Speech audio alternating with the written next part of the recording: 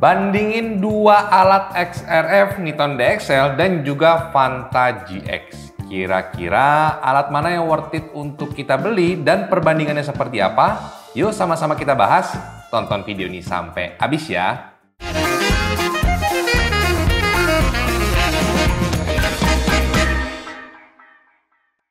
Halo semuanya, selamat datang di channel Halo Mas bersama saya Willy. Jadi di video kali ini saya mau membandingkan dua alat XRF terbaik menurut saya yang ada di Indonesia, Niton DXL dan juga Vanta GX.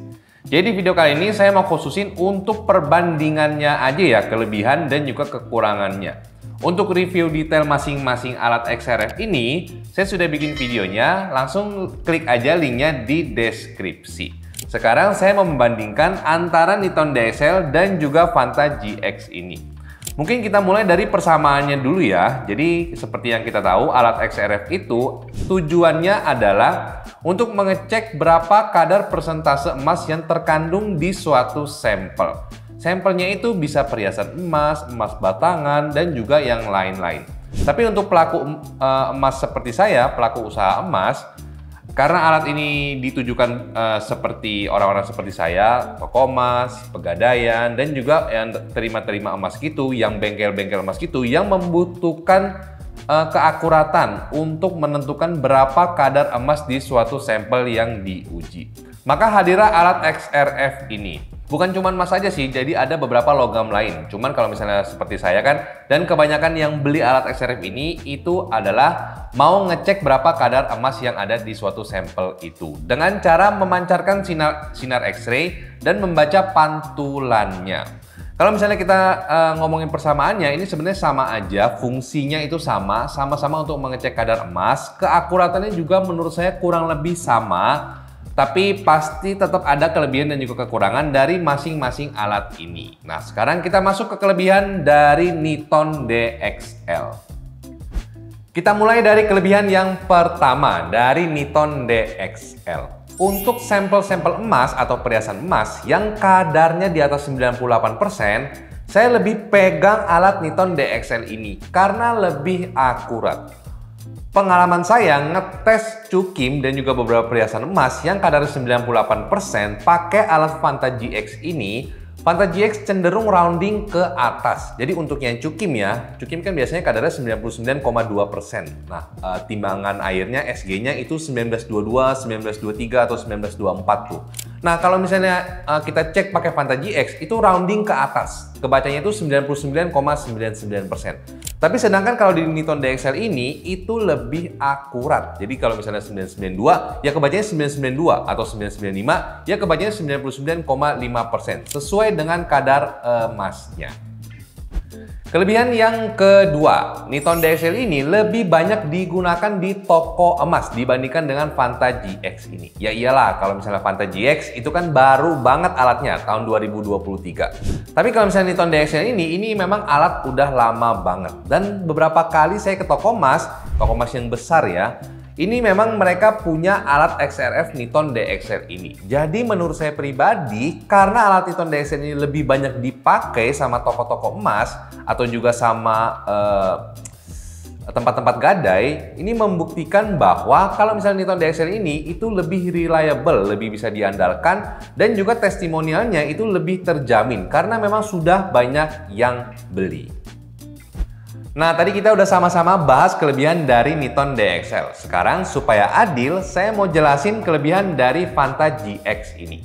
Kelebihan yang pertama, karena Vanta GX ini lahir tahun 2023, fitur dan juga tampilannya itu lebih fresh. Lihat deh tampilannya. Kalau misalnya dibandingkan dengan Niton DXL, saya lebih prefer tampilan dari Vanta GX ini.